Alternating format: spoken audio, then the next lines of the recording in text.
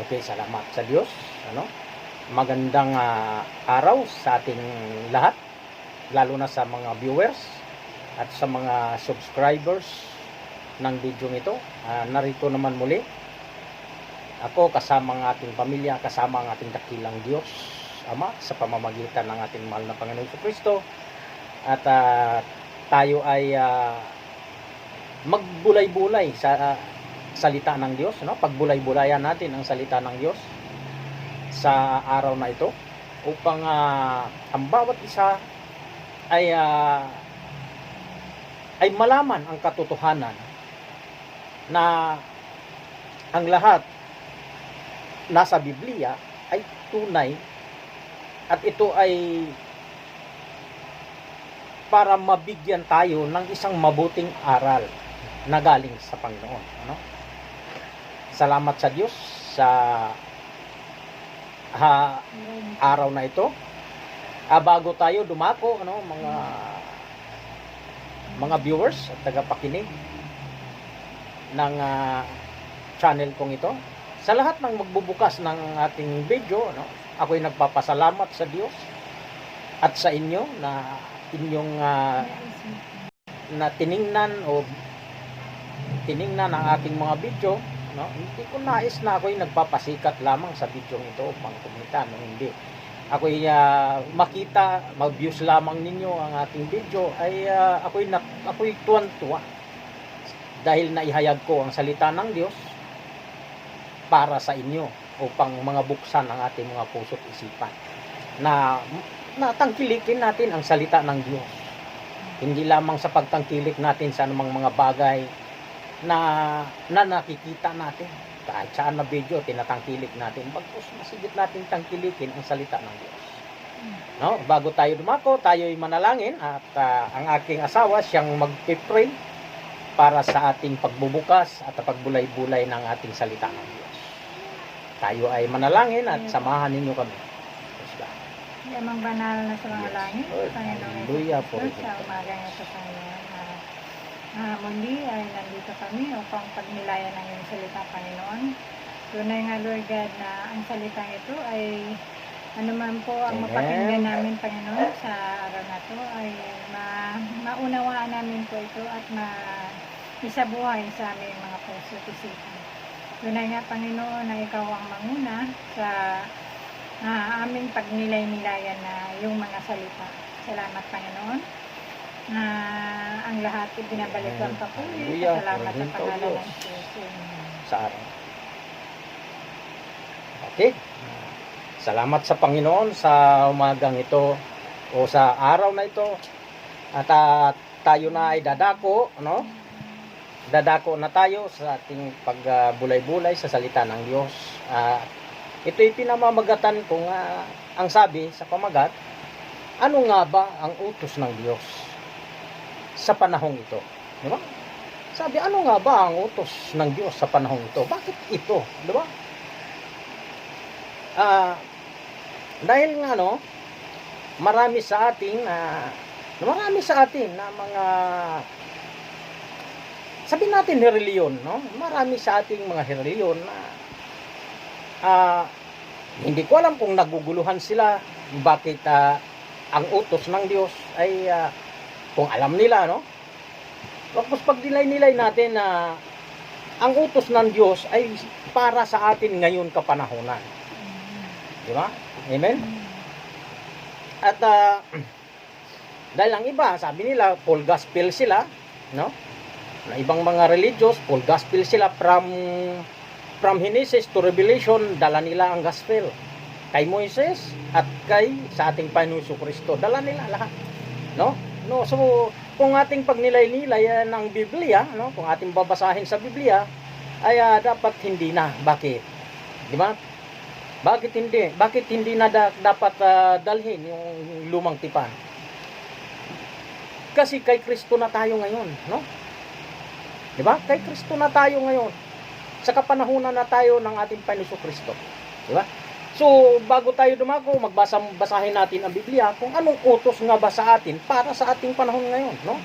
Basahin natin, buklatin natin ang ating Biblia dito sa Mateo, no? Dito sa Mateo dito sa Mateo 22, ang talata ay 36, ano? Mateo 22:36. Ang sabi dito sa Mateo 22:36, ang sabi dito sa 36, may isang sabi niya dito, may nagtanong ng mga taga-Parasiyo, no? Sabi dito, Guro, alin baga ang dakilang utos sa kautusan? Diba? At sumagot at sinabi sa kanya, ibigin mo ang Panginoon mong Diyos ng buong puso mo at ng buo mong kaluluwa at ng buo mong pag-iisip. Sabi sa 38, ito ang dakila at pangunang utos. Sabi niya. Sa 39, at ang pangalawa ay katulad ay ito, ibigin mo ang iyong kapwa na gaya ng iyong sarili. So, ito na yung utos na para sa atin, pag-ibig. Di ba? Pag-ibig ang utos niya para sa atin. Sabi na, ibigin mo ang Panginoon mong Diyos ng buong mong puso at ng buong mong kaluluwa. Napakaliwanag, ano? Napakaliwanag na kailangan ibigin. At ang ikalawa, sabi niya, at ang pangalawa, katulad ay ito, ibigin mo ang iyong kapwa na gaya ng iyong sarili. Napakaliwanag. O, di ba? Napakaliwanag. Yan ang utos niya. At ito ang ikalawa. Sabi niya naman, dagdagan natin ng isang verse para hindi tayo maligaw, ano? Sabi dito sa Juan, maunawaan natin. Sabi sa Juan 13, 34, no? Sabi dito sa Juan 13:34. Okay? Sabi dito sa Juan 13:34 na sinasabi, isang bagong utos ang sa inyo'y ibibigay ko. Kayo'y mga ibigan sa isa't isa.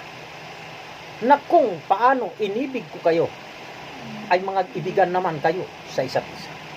Yung pala, isang bagong utos. Ibig sabihin, wala na yung luma. Di ba napakaliwanag? Isang bagong utos ang sinasabi sa Biblia. Ano yung utos na sinasabi? Di ba? Isang bagong utos na mga ibigan kayo sa isa't isa. Diretso natin sa 35. Sabi niya dito, sa ganito, makikilala ng lahat ng mga tao na kayo'y aking mga alagad kung kayo'y may pag-ibig sa isa't isa. Napakaliwanag, no? Napakaliwanag. Isang bagong utos. Bakit? Sabi na, makikilala kayo lahat ng mga tao kung kayo'y aking mga alagad kung kayo'y may pag-ibig sa isa't isa. Napakaliwanag, ano? Napakaliwanag ang sabi sa Biblia. Pag-ibig sa isa't isa. Yung pala ang utos ng Diyos sa panahong ito, no? Kaya nga sabi doon sa Ecclesiastes, ano? Sa Ecclesiastes, yan ang katungkulan ng tao, sumunod sa utos ng Diyos. Di ba? Sumunod sa utos ng Diyos. Ano ba yung utos? Pag-ibig. Isang bagong utos, pag-ibig. Di ba napakaliwanag? Ano sabi Ecclesiastes? Basahin natin sa Ecclesiastes. Sabi sa mga ngaral o Ecclesiastes 12:13, no? Sabi sa Ecclesiastes 12:13, ito ang wakas ng bagay, lahat ay narinig, ikay matakot sa Diyos at sundin mo ang kanyang mga utos sapagkat ito ang buong katungkulan ng tao. Napakaliwanag, no? Napakaliwanag. Ito ang buong katungkulan pala ng tao. Sabi niya, buhat ng marinig, ikay matakot sa Diyos. Ano ba ang pagkatakot sa Diyos? Yung bang lalayo ka sa Kanya? Di ba? Yung kapag takot na takot ka, yung lalayo ka, iiwas ka dahil takot ka sa Kanya. No, hindi. No? Ang isang pagkatakot sa Diyos, yung takot kang makagawa ng pagkakasala sa Kanyang harapan. Di ba? Amen? Ang pagkatakot mo sa Diyos, takot kang na ay hindi masunod yung Kanyang mga utos. Di ba? Yun ang pagkatakot sa Diyos. Di ba? Sabi niya, ang buong katungkulan ng tao, yung pagsunod sa Kanyang salita. Di ba? Amen? Yun ang pagkatakot sa Diyos. Di ba? Yes. Yun ang pagkatakot sa Diyos. Ano ba yung sundin na utos? Sabi sa 34, kung ating babasahin, ano? Balikan natin ang Juan, no? Juan 13:34, balikan natin para manawaan lahat, no?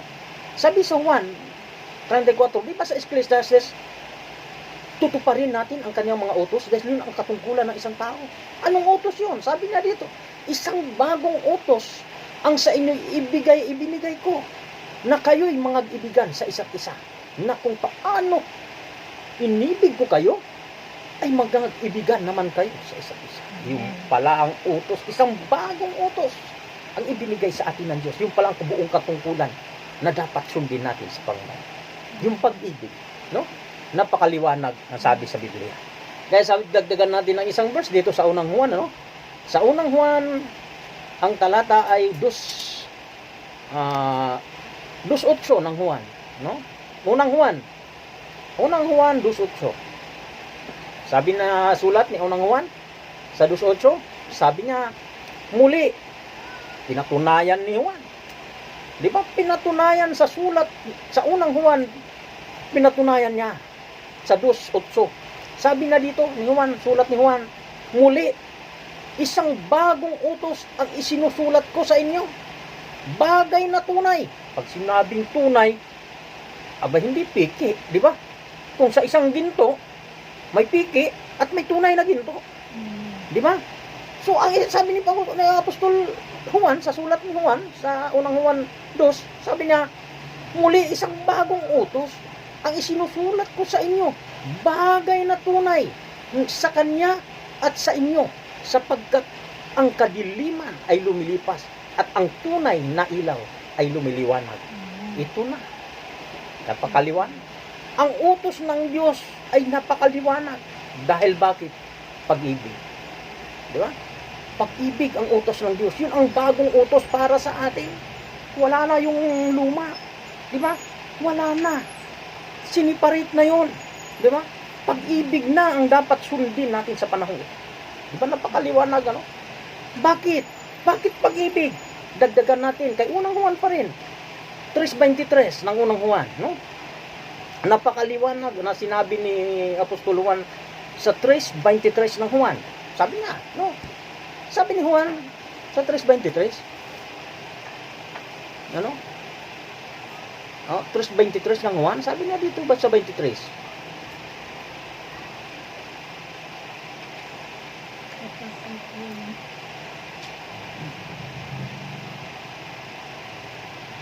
Ikalawang Juan pala, ikalawang Juan, no? Ikalawang Juan 3:23. So, ikalawang Juan, wala ba sa ikalawang Juan?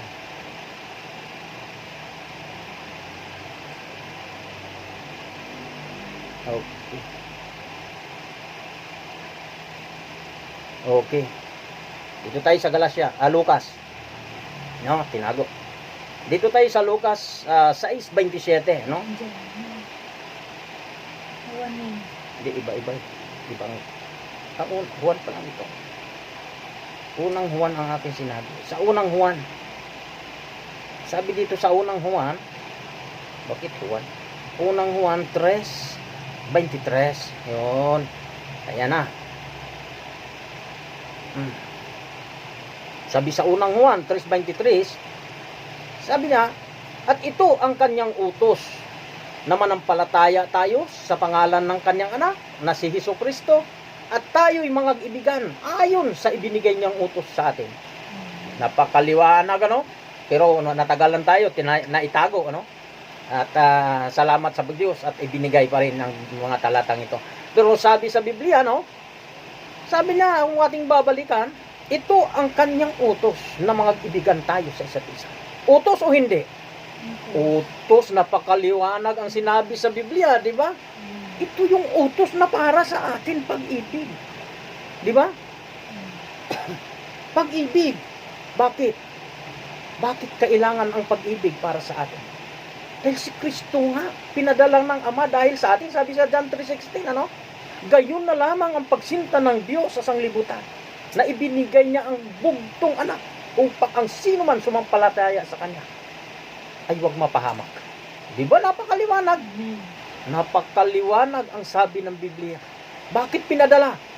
Pag-ibig na dapat natin sundin. Di ba? Pag-ibig, siyang dapat natin itanim sa ating mga puso at isipan na upang ang tao ay malaman nila na tayo. Baka kung sabihin natin ay inibig ko naman ang Diyos. Di ba? Pero hanggang doon lang pala. Di ba? Inibig ko naman ang Diyos. Pero kung sabi nga ni Juan, sa ating balikan, si Juan, sa sulat ni Juan, sabi ni Juan, sinasabi mo na iniibig mo ang Diyos, ngunit ang iyong kapatid na nakikita ay hindi mo nga maibig. Di ba? Sabi nga ng Biblia, sinungaling ka. Di ba? Napakaliwanag doon. Di ba? Napakaliwanag ang sabi ng Biblia.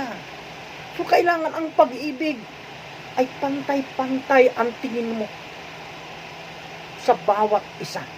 Kahit ikaw man ay basurero, ikaw ay nangangalakal, o ikaw man ay isang construction worker, ikaw mayaman, ikay mahirap, pantay-pantay ang pagtingin dahil sa pag-ibig.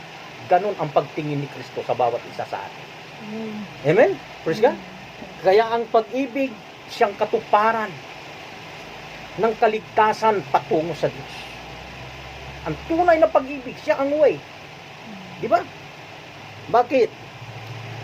Sabi sa, dagdagan natin, dito sa Lucas, balikan natin, dagdagan natin sa Lucas, Lucas 6:27, Sabi sa Lucas 6:27, ating tatalakayin sa Lucas, Lucas 6:27. Sinabi dito, datapot sinasabi ko sa inyo, mga kinig.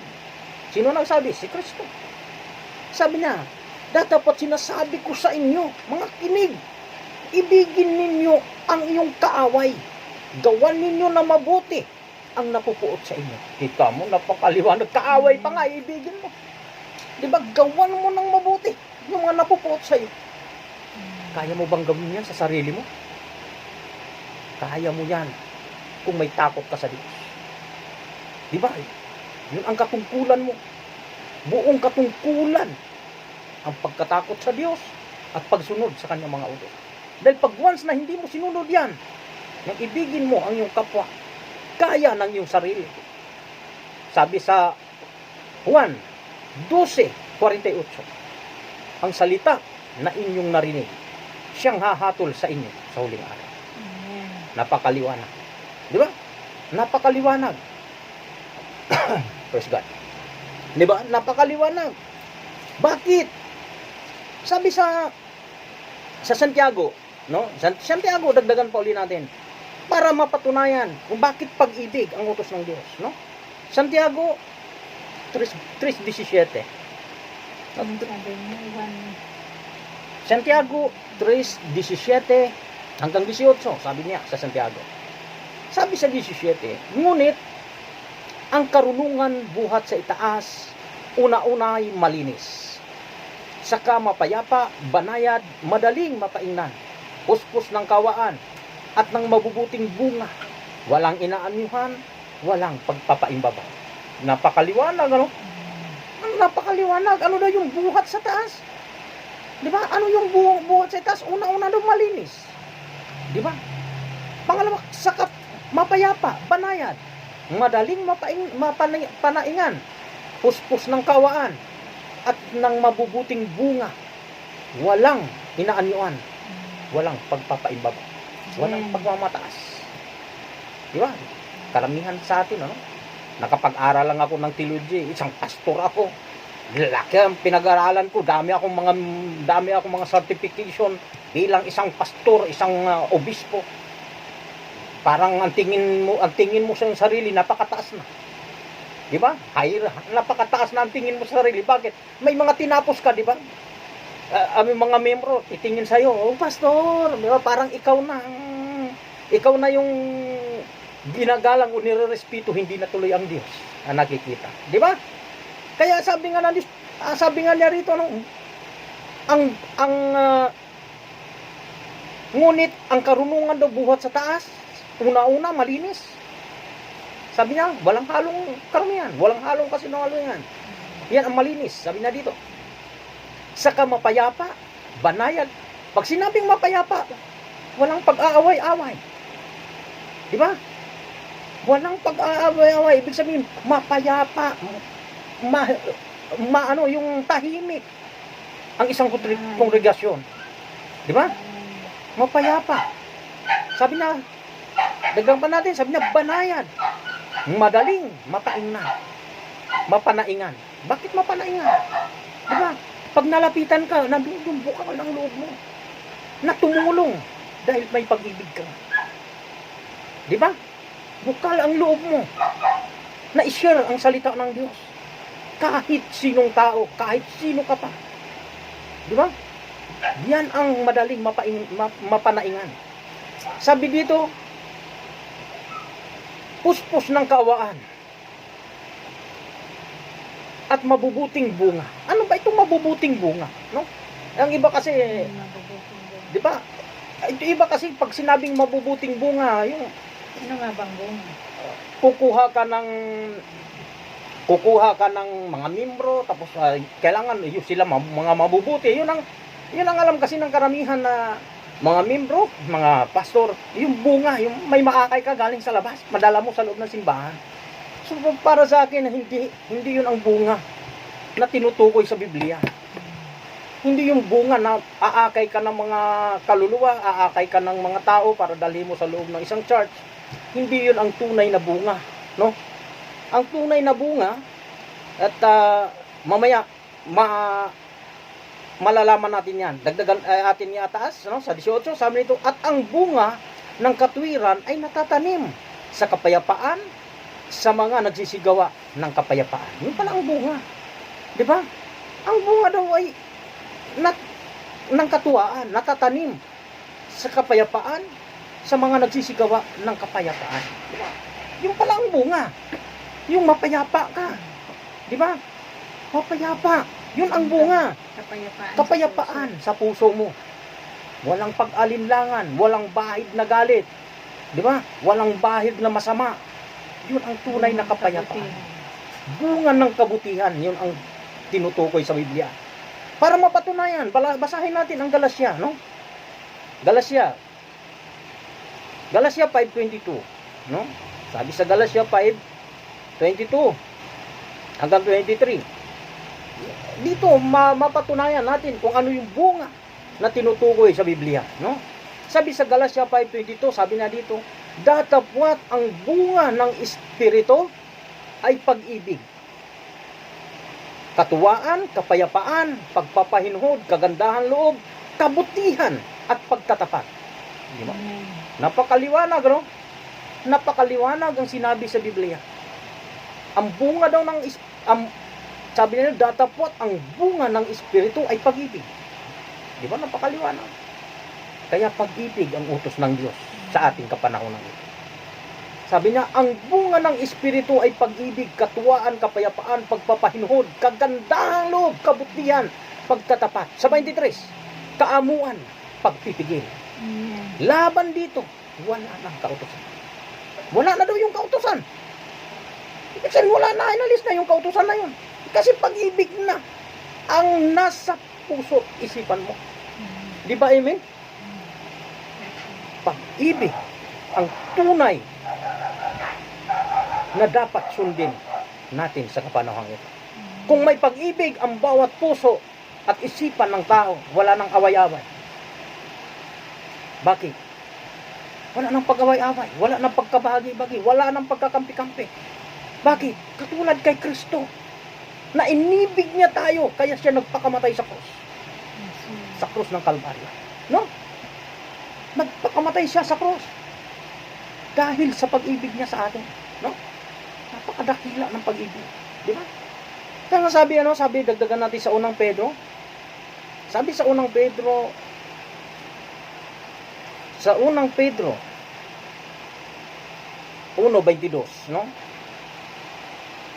Sabi sa unang Pedro 1:22, yamang nilinis ninyo ang inyong kaluluwa, ang mga kaluluwa, sa inyong pagkalima sa katotohanan, sa pag-ibig, hindi pa kunyari. Hindi pala pagkunyari lang. Kailangan daw yamang daw nilinis ninyo ang inyong kaluluwa sa pagtalima sa katotohanan, sa pag-ibig. Nilinis na yung kaluluwa natin. Bakit? Sa pag-ibig, nalinis yun ang ating kaluluwa. Di ba napakaliwanag? Sa pag-ibig, doon nalinis ang ating kaluluwa. Sa anong klaseng pag-ibig? Hindi daw pagkukunyari lang. Kailangan makatotohanan. Yan ang sabi ni Unang Pedro. Ang pag-ibig daw, nilinis ka na ng pag-ibig, hindi daw pagkukunyari lang. Kundi makatotohanan na pag-ibig mo sa Diyos upang makasunod ka sa kanyang palatuntunan. Makasunod ka sa kanyang kautusan. Ang kautusan niya ay tunay, ay pag-ibig. Di ba napakaliwanag? Sabi sa 22 ng Pedro. Dagdagan pa natin ng isa pa. Dito sa ikalawang Korinto, no? Sa ikalawang Korinto. Sa 6 ng unang ikalawang Korinto. Sabi sa 6, sabi nga dito, sa kalinisan, sa kaalaman, sa pagpapahinuhod, sa kagandahang loob, sa Espiritu Santo, sa pag-ibig na hindi pakunyari. Kita mo? Sa kagandahang loob, sa pag-ibig daw na hindi pakunyari lang.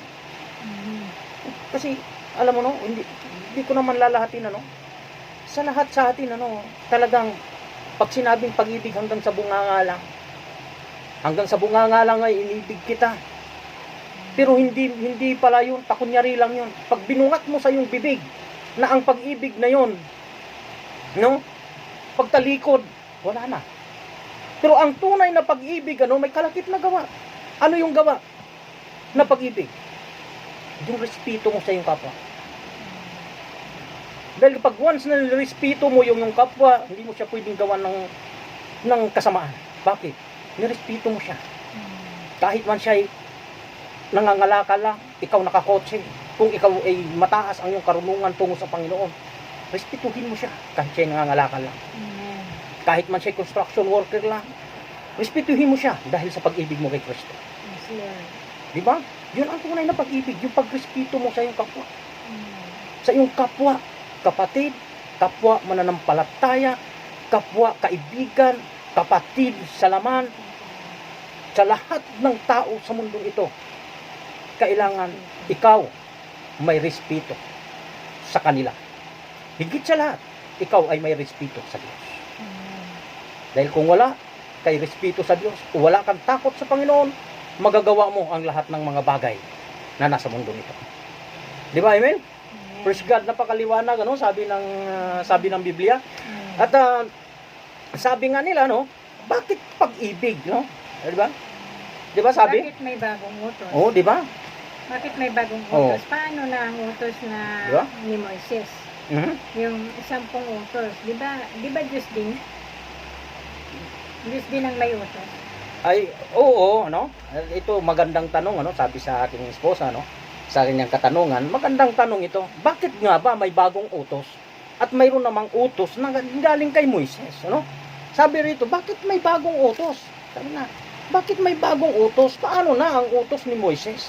Yung 10 utos, di ba Diyos din ang may utos? Napakabuting tanong, At ito naman ay mapatunayan din natin sa Biblia, Bakit ginawa nga ba ang bagong utos na pag-ibig, Ito, hindi tayo pwedeng magsalita sa ating sarili. Basahin natin sa Biblia, Ang Biblia mismo ang sasagot sa mga katanungan na yan, Basahin natin sa Juan, Sa Juan, 1:17 ng Juan. Di ba? 1:17 ng Juan. Sabi sa 1:17 ng Juan, sapagkat ibinigay sa pamamagitan ni Moises ang kautusan. Napakaliwanag, di ba? Ang kautusan ibinigay kay Moises. Di ba? Napakaliwanag. Wala akong tutol doon. Ibinigay kay Moises ang kautusan, Sabi naman sa tapusin natin, ang biyaya at katotohanan ay nagsidating sa pamamagitan ng ating Panginoon Kristo. Napakaliwanag. Di ba? Ang kautusan ibinigay kay Moises. Pero ang biyaya at katotohanan nagsidating kanino? Sa ating Panginoon Kristo. Di ba? Napakaliwanag. Bakit? Bakit? Kay Kristo, di ba pwede dalhin natin yung kay Moses lahat? Hindi po pwede, no? Hindi pwede. Bakit? Ang Diyos nagsalita sa iba't ibang panahon at sa iba't ibang paraan, no? Hebreo, basahin natin ang Hebreo 1:1 hanggang 3, no? Ang Diyos nagsalita sa iba't ibang panahon at sa ibang paraan. At sa huling panahon, nagsalita ang Diyos. Di ba? Sabi niya dito sa Hebreo 1:1, ang Diyos na nagsalita ng unang panahon sa ating mga magulang, sa iba't ibang panahon at sa iba't ibang paraan sa pamamagitan ng mga propeta. Di ba napakaliwanag? Pag sinabing panahon, kapanahunan ni Adan, panahon ni Noe, panahon ni Lot, panahon ni David, di ba? Panahon ni Jacob, panahon ni Moises. Ngayon, kanino ang panahon tayo ngayon? Kay Kristo. O, di ba? Kay Kristo na tayo, kapanahunan. Sabi niya dito, dagdagan natin sa 2, sabi niya dito, ay nagsalita sa atin sa mga huling araw na ito sa pamamagitan ng kanyang anak na siyang itinalaga na tagapagmana sa lahat ng mga bagay na sa pamamagitan naman niya ginawa ang sanglibutan. Kanino? Si Kristo. Diba napakaliwanag? Si Kristo sa huling panahon, si Kristo ang itinalaga ng Diyos para tagapagmana. Diba napakaliwanag? Diba? Bakit? Bakit kailangan palitan? Diba? Ang Diyos na nga may sabi. Basahin natin ang Hebreo 8. No? Hebreo 8:8. Sabi sa Hebreo 8:8 hanggang 10, no? Para maunawa natin. Sulat ni Apostol Pablo sa mga taga-Hebreo, no? Sabi ni Apostol Pablo sa sulat, sapagkat sa pagkakita ng kakulangan sa kanila ay sinabi, narito dumarating ang mga araw, sinabi ng Panginoon, na ako'y gagawa ng isang bagong tipan sa sangbayanan ni Israel at sa sangbayanan ni Juda. Ano daw? Sabi niya, sinabi niya, narito, sa mga araw, sinasabi, na ako'y gagawa ng isang bagong pakikipagtipan. Diba yung binasa natin pag-ibig, isang bagong utos? Ito na yun. Ang paggawa na yan ng isang bagong tipan. Ang tipan niyang ginawa yung pag-ibig na para sa atin. Hindi para sa kanila. Diba? Ang utos na 10 commandment ay para sa mga Israelite lamang. Hindi para sa ating mga hintil. Ang para sa ating mga hintil, kinalugdan tayo ng Diyos dahil sa kanyang pag-ibig. Diba? Napakaliwanag. Napakaliwanag. Sabi sa 8, sa 10, sa 9, sabi sa 9, hindi ayon sa tipang aking pinagkatipan sa kanilang mga magulang, ng araw na sila'y aking tangan sa aking kamay upang sila'y ihatid sa labas ng Ehipto, sa lupain ng Ehipto, sapagkat sila'y hindi nanatili sa aking tipan, at akin sila'y pinabayaan, sabi ng Panginoon. Hindi daw nanatili doon sa 10 utos eh. Di ba? Hindi nanatili. Ano yung pagkikipagtipan sa ating mga magulang? Yung mga kanununuan natin. Yung 10 commandment. Hindi sila nanatili. Di ba? Kung hindi sila nanatili doon, tayo pa kaya manatili tayo ron? Napakaliwanag, di ba? Kaya gumawa siya ng bagong tipan na pag-ibig. No? Napakaliwanag. Kaya sabi sa 10, no? Sabi sa 10, sapagkat ito ang pakikipagtipan na aking gagawin sa sangbayanan ni Israel. Pagkatapos ng mga araw na yaon, sabi ng Panginoon, ilalagay ko ang aking mga kautusan sa kanilang pag-iisip at sa kanilang mga puso. Aking isusulat ang mga ito at ako'y maging Diyos nila at sila'y magiging bayan ko. Bakit isinulat sa puso at isipan? Dahil pag-ibig ang tunay niyang utos sa atin. Di ba, amen? Kaya kung ang pag-ibig ang nasulat sa puso at isipan mo, Sabi nga sa Biblia, maski isang kudlit walang mawawala sa kanyang kautusan. Bakit? Nasa puso mo isipan na yan. Di ba? Kahit wala man yan, maisalin mo yan sa mga anak-anak mo hanggang kalululuhan dahil sa pag-ibig mo sa Diyos at sa iyong kapwa. Yan ang tunay na pag-ibig tungo sa Diyos. Di ba? Napakaliwanag ang sabi sa Biblia. Kaya niya ito pinalitan. Bakit pinalitan? Bakit niya pinalitan?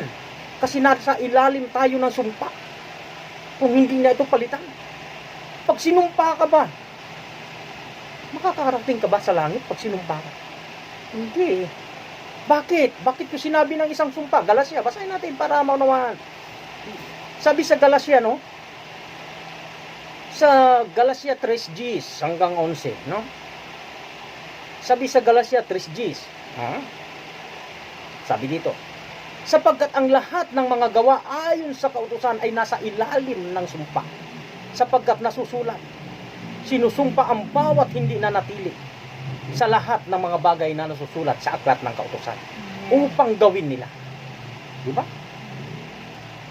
Ang kautusan ay napakabigat. Di ba kung ating babasahin nga lang, mababasa man natin yan mamaya, nung sa araw ng Sabat, yan kautusan yan, sa mga kautusan yan. Nung sa araw ng Sabat, mayroong isang natagpuan na mumulot ng kahoy sa baybayin, namulot ng kahoy lang yan. Nahuli ng mga Hudyo at dinala ito sa isang kumpumento at sinabi kay Aaron at kay Moises, ang taong ito ay nilabag ang araw ng Sabat. Anong ginawa nila? Pinagbabato sa labas ng kumpumento hanggang sa mamatay. Napakabigat ang batas noon. Di ba? Kaya ba natin gawin yan dito sa atin? Di ba? Sa ating mga hintil, kung yun ang batas na dapat natin sundin, yung 10 utos, dapat sundin natin lahat. Dahil kung hindi natin sundin lahat, lumawag tayo sa kautusan. Di ba? Katulad ng pagdating ng araw ng Sabat, no? Buong pamilya mo, hindi ka pwedeng kumagsaing, hindi ka pwedeng gumalaw, hindi ka pwedeng maghugas ng plato, hindi ka pwedeng magtrabaho. Kaya ba natin yan, mga hintil? Hindi. Napakalupit ang 10 utos. Kung ating pagnilay-nilayan, napakalupit. Diba? Yan ang hindi naunawaan ng kapwa Pilipino. Pero sa pamamagitan ng YouTube channel na ito, pag inyong nabuksan, tapusin niyo sa pagpapanonood upang malaman niyo ang katotohanan. No?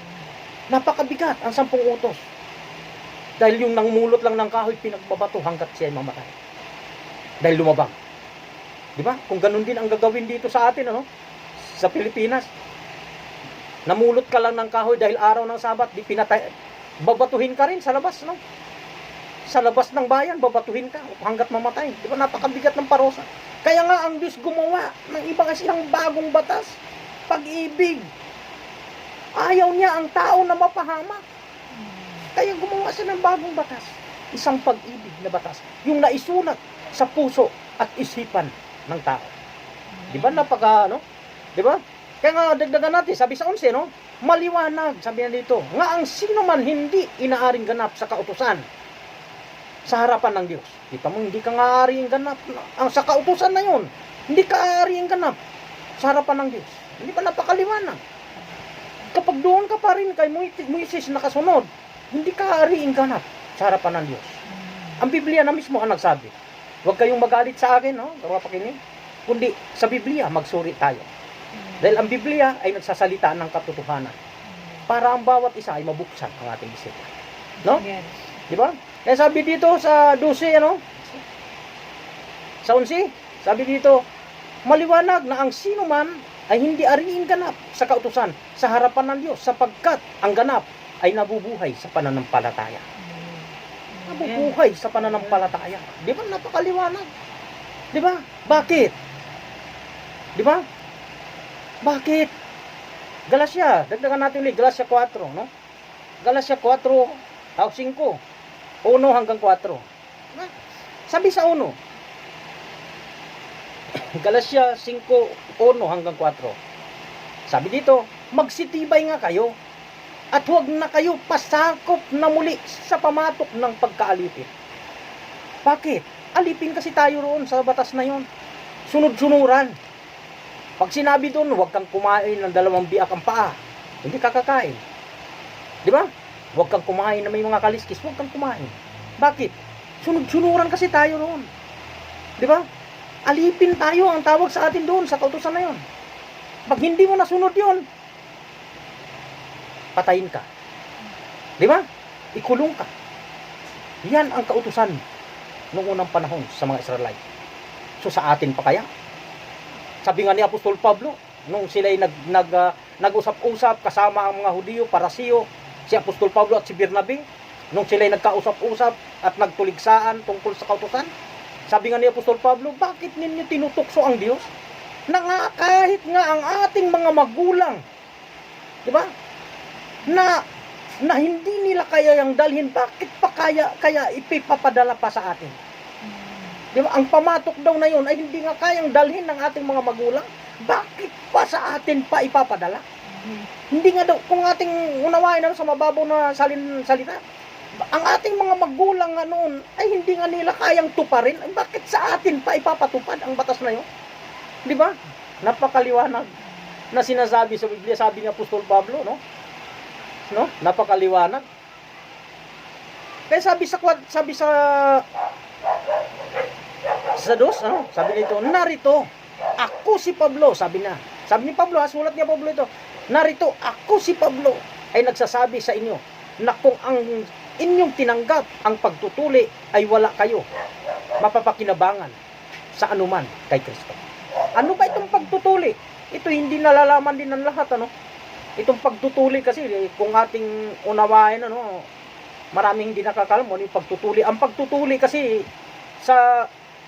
sa iba, sa ibang pagkaunawa nila, sa kanila, sa kanilang pagkaunawa, ang pagtutuli sa yung pagtutuli sa lalaki. Yung mga bata pa tayo, di ba? Tutuliin tayo para yun ang maging di ba? Hindi ka maging support, di ba? Pero ang katotohanan ng pagtutuli, ito kung ating sa Biblia, kasi ang Biblia ay ito'y bumabatay sa kaligtasan ng isang kaluluwa. Hindi ito kung anumang mga bagay, no?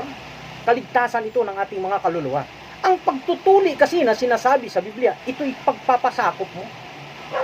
Di ba? Pagpapasakop mo sa Diyos o pagpapasakop mo sa kautusan. Yun ang tunay na pagtutuli. Di ba? Napakaliwanag. Yun ang tunay na pagtutuli, yung pagpapasakop. Halimbawa, katulad sa atin, mga lalaki. Di ba pag ikaw hindi tuli, tutuksuhin ka? Dahil hindi ka nasasakop bilang isang mga tuli. Kailangan magpatuli ka para parehas tayong lahat maging tuli. Ganun din kay Kristo. Di ba? Magpasakop tayo. Di ba? Yun ang pagkaunawa. Na tunay na pagkaunawa makalangit. Di ba, amen?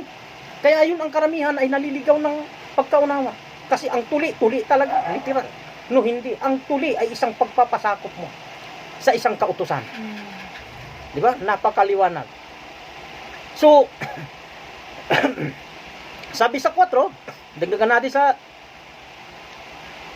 3, sabi niya, oo, pinatutuhanan ko muli sa inyo, sabi ni Pablo, ang bawat taong tumatanggap ng pagtutuli na siya'y may kautangan tumupad ng buong kautusan. Kita mo? Kung ikaw tumanggap doon sa 10 utos na yun, may katungkulan kang tumupad lahat na yun. Diba? Wala kang gagawin pagdating ng araw ng Sabat.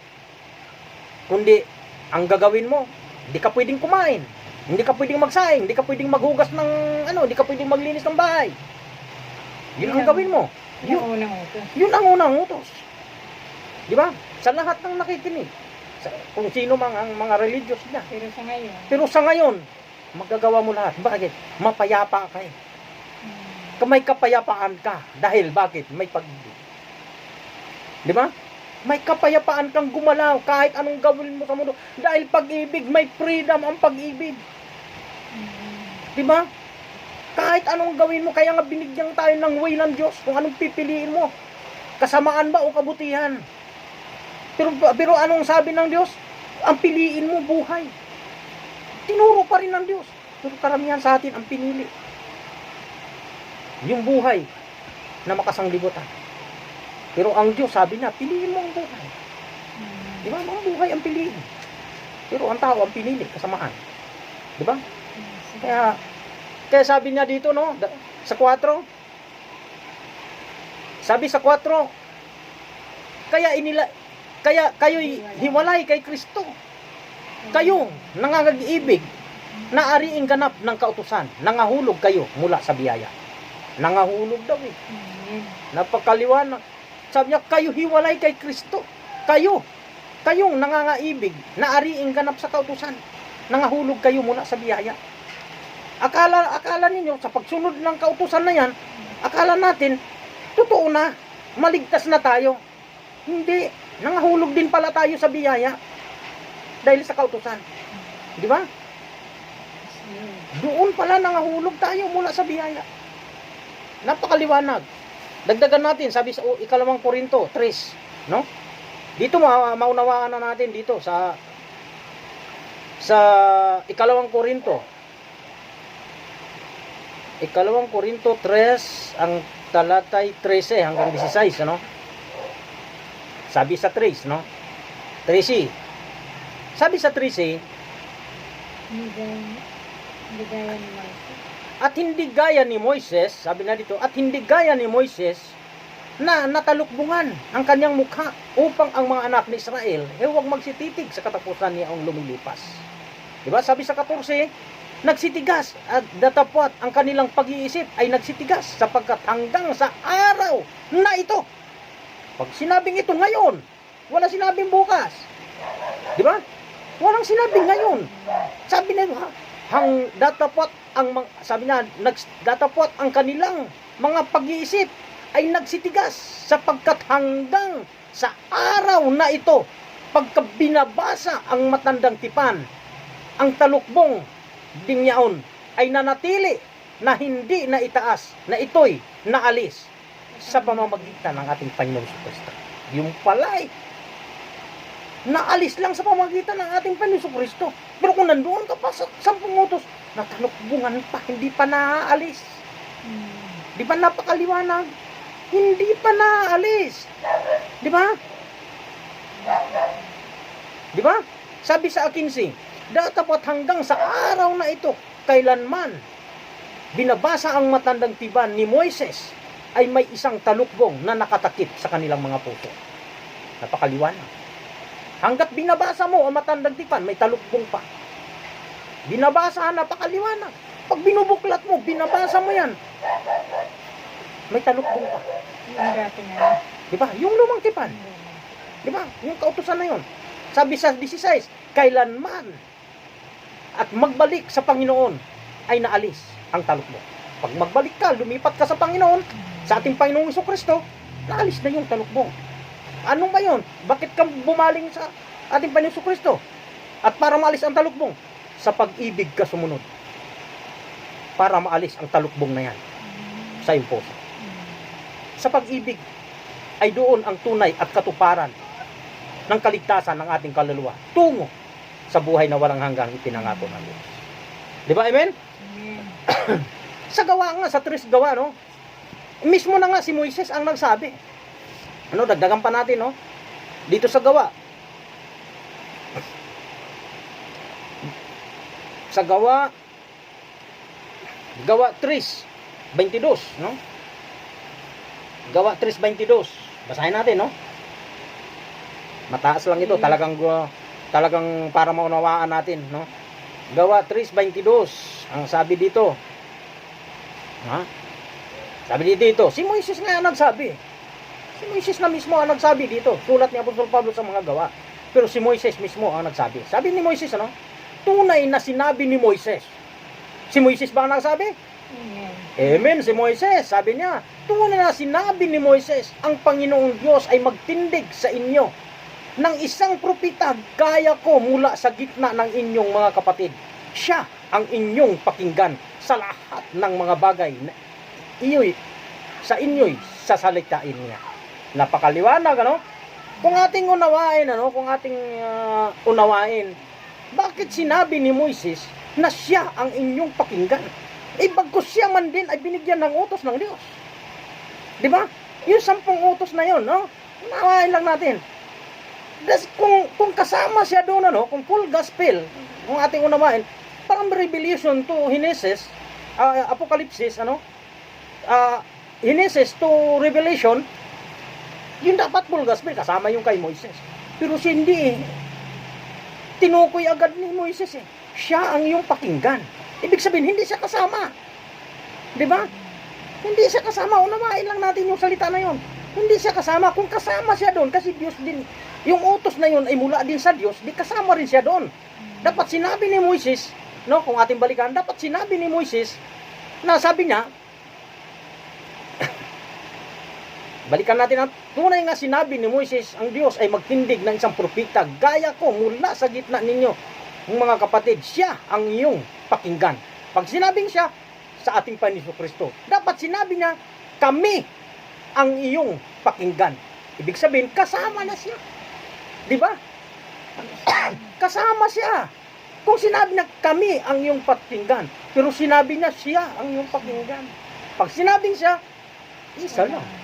Ating Panginoon Kristo, plural. Iisa lang. Eh kung sinabing kami, dalawa kami. Kasi batas din ng Diyos ang binigay sa kanya. So ibig sabihin, hindi kasali ang batas niya, kundi kay Kristo. Di ba? Napakaliwanag, ano? Napakaliwanag. Siya ang inyong pakinggan. Sabi sa 23, no? At mangyari na ang bawat kaluluwa na hindi makinig sa propetang yaon ay pupuksain lubos mula sa gitna ng bayan. Kita mo ha, kay Kristo. Pag hindi ka makinig doon sa pag-ibig na utos ng Diyos, pupuksain ka sa lubos ng bayan. Kung hindi mo gagawin ang kautusan na bagong utos ng ating Panginoong Kristo na pag-ibig. Di ba? Napakaliwanag. Napakaliwanag ang sabi ni Moises, no? Di ba? Dagdagan pa natin sa gawa, 3:3 ng gawa, no? Sabi sa 3:3 ng gawa. Paano maunawaan natin? 39. 13:39. Sabi sa sulat ni Apostol Paulo at sinabi, at sa pamamagitan niya na ang bawat nanampalataya ay inaaring ganap sa lahat ng mga bagay sa mga ito. Hindi kayo aariin ganap sa pamamagitan ng kautusan ni Moises. Napakaliwanag na yan. Bakit dadalhin pa natin? Hindi nga tayo aariin ganap sa kautusan ni Moises. Bakit dadalhin pa natin? Kay Kristo na tayo bumaling dahil kay Kristo kapanahunan tayo. Hindi tayo sa kapanahunan ni Moises. Kaya nga ang Diyos nagsalita sa iba't ibang panahon at kapamaraanan. Sa Hebreo 1:1 hanggang 2. Napakaliwanag na doon. Bakit tayo pa natin? Sabi pa naman sa Biblia, sa Juan 12:48, ang salita na inyong narinig, siya nga hatol sa huling araw. Pag narinig mo ang salitang ito, pag hindi mo tinalima at hindi mo inalis yan, yung pa rin ang susundin mo. Hatulan ka dyan sa salitang yan. Ba napakaliwanag? Napakaliwanag na ang Biblia ay nagtuturo ng katotohanan tungo sa Panginoon. No? Napakaliwanag.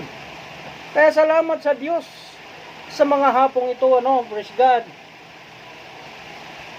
Hindi nga tayo ariing ganap sa kautusan ni Moises, ang sabi sa Biblia. No? Hindi ako may sabi yun ng Biblia. Hindi tayo aariin ganap sa kautusan ni Moises. Di ba? Napakaliwanag. Sabi sa Galatia, dagdagan natin uli. Galatia 4, ang talatay 20. No? Sabi sa 20, no?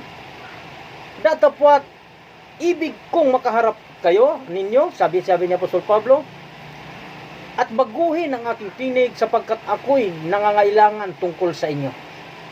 Di ba? Sabi sa at sinasabi ninyo sa akin, kayong nagsisipag sa 21, praise God.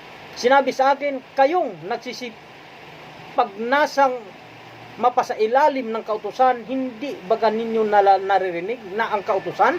Sabi sa 22, sapagkat nasusulat na si Abraham ay nagkaroon ng 2 anak, ang isa sa aliping babae at ang isa sa babaeng malaya. Ibig sabihin, nagkaroon ng anak si Abraham ng 2. Sabi sa 23, gayon man ang anak na alipin ay ipinanganak ayon sa laman, ngunit ang anak ng babaeng malaya ay sa pamamagitan ng pangako. Ibig sabihin, nagkaroon ng dalawang tipan, kay Moises at kay Kristo. Saan ka? Sa alipin o sa malaya? Pag sinabing alipin, sunod-sunuran ka doon. Di ba? Pag sinabing malaya, kay Kristo tayo. Bakit? Pag-ibig ang kanyang kautusan. Isang malaya. Malaya ka, umibig sa kapwa mo, sa kapatid mo, na hindi pagkunyari lamang, kundi makatotohanan ng pag-ibig. Na may kasamang respeto sa kapwa. Amen. Yun ang tunay na pag-ibig. Di ba, amen? Amen. Praise God. Salamat sa Diyos, no? Praise God. Kaya nga, tapusin natin ito, no? Para maunawaan. Sabi sa 25, ang agar ng ito ay bundok ng Sinai na sa Abraham. At ito'y katulad ng Jerusalem. Ngunit sapagkat ito'y nasa pagkaalipin. Sapagkat ang kanyang mga anak. Sabi sa 26, ngunit ang Jerusalem na malaya ay nasa itaas. Ay malaya. Siyang ina natin. Diba? Nasa taas ang Jerusalem pala na tunay. Ang Jerusalem pala na nandoon ngayon na ating pinagmulan, alipin pala yun. Naalipin pala sila doon. Ang tunay na malaya, yung Jerusalem na nasa langit pa. Di ba napakaliwanag? Sino yun? Ang dakilang Diyos, Ama at ang ating Panginoon Kristo. Yun ang tunay na Jerusalem. Di ba? Kaya maraming ang naliligaw ng landas. Marami ang hindi nakatuklas pa nito, no? Ganun pa rin, dala-dala pa rin nila. Pero kung marinig ninyo ito, tapusin ninyo ang video pagpanood para maunawaan ninyo. Salamat sa Diyos at God bless sa lahat ng mga nakikinig at mga viewers, ano? At ang dito ang ating mensahe. Sana tapusin ninyo pagka kayo'y nanood ng video ito, no? Praise God. At para maunawaan ninyo, buklatin ninyo o kaya i-search nyo sa YouTube ko kasi ilalagay ko lahat ng verse diyan upang kung mayroon kayong Biblia, basahin ninyo at subaybayan ninyo at para malaman ninyo kung bakit nga pag-ibig ang utos ng Diyos sa bawat isa. Di ba? Amen? Kaya sa ating pagtatapos, ano, sa pagbulay-bulay sa salita ng Diyos, ako'y nagpapasalamat, ano, paunang pasasalamat sa lahat ng viewers at subscribers na ng video ito. Ako'y nagpapasalamat sa Diyos. At kasama ang aking asawa na kaming dalawa ay munting kawan ng Diyos na ito'y kahit nais namin ibahagi ang salita ng Diyos sa inyong lahat na mga subscribers at viewers, mga nakikinig, no, na ang salita ng Diyos ay kailangan natin hanapin, saliksikin natin ang mga Biblia at para maunawaan natin kung saan baga tayo dapat lumakad patungo sa ating dakilang Diyos, no? Di ba? Salamat sa Panginoon sa araw na ito. Nawa ang Diyos ay samahan niya tayong lahat sa buong mundo. Ang kapayapaan at pag-ibig ay mangibabaw sa bawat isa sa atin. Salamat sa Diyos. At bago sa ating pagtatapos, tayo ay manalangin at pangunahan ng aking asawa na siya ay manalangin sa ating pagtatapos. Praise God. Salamat sa Panginoon. Salamat, Panginoon, sa hapong ito, Yes, Lord Lord. God, na ipinagkaloob mo ang mensahe o Diyos namin napakinggan. Amen. Hallelujah. Tunay nga, Lord God, nakalakasan ito sa aming mga pangangatawan. Ang iyong salita, Panginoon, naway may pasok ito sa isipan ng bawat isa. May tanim sa puso ng bawat isa, Panginoon. Amen. Kanilang napakinggan, O God, na salita. Salamat, Panginoon, at ito'y ipaunawa mo sa bawat isa. Na tunay nga, Panginoon, na ang kapangyarihan mo ay siyang kumilos sa buhay ng bawat isa. Amen. Hallelujah. Purihin ka ulit. Binabalik namin, Panginoon, ang papuri, pasalamat sa pangalan ni Jesus. Amen. God bless you all. Salamat sa ating lahat. Salamat sa ating dakilang Diyos, Ama. Amen. God bless. God bless. po, Bye-bye. mga kapatid sa Panginoon.